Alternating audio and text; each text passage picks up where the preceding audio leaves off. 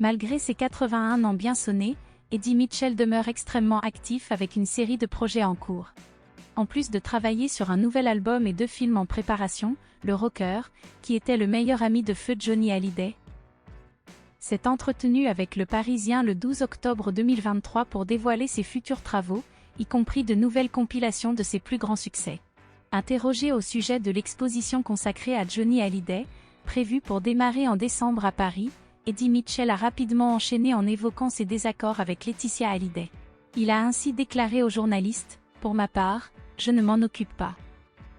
C'est son ex qui gère cela. » Eddie Mitchell ne fait montre d'aucune clémence envers l'ancienne épouse du chanteur décédé en 2017. Le chanteur n'a jamais caché ses désaccords et ses différends avec Laetitia Hallyday, notamment au cours de la controverse liée à l'héritage entre Laetitia et David et Laura. Il a affirmé à nos confrères : « Le temps peut atténuer certaines choses, mais chacun reste campé sur ses positions. Elle a même refusé qu'il y ait des duos avec Johnny sur mon album. » En 2021, Eddie Mitchell avait déjà rendu un hommage au regretté Johnny Hallyday à travers sa chanson intitulée « Un petit peu d'amour », qui constituait le morceau inaugural de son tout nouvel album country rock. Dans cette composition, Eddie Mitchell évoquait le passé, notamment les épisodes douloureux marqués par des trahisons, suggérant ainsi sa méfiance envers l'entourage de Johnny. Le chanteur avait alors explicité ses thèmes, déclarant à nos confrères de Télé Loisirs en décembre 2021 que sa chanson était empreinte de nombreux regrets et reproches, mettant en lumière les trahisons qui avaient entouré Johnny Hallyday.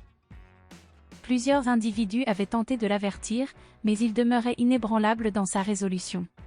Il accordait une confiance aveugle à tous. En fin de compte, celui qui prenait la parole en dernier était toujours considéré comme ayant raison, affirmait-il. Eddie Mitchell avait écrit dans sa chanson dédiée à Johnny : « Il est consternant de constater que la trahison commence souvent par des liens d'amour ou d'amitié. Cependant, cela ne résulte nullement d'un manque d'avertissement de notre part.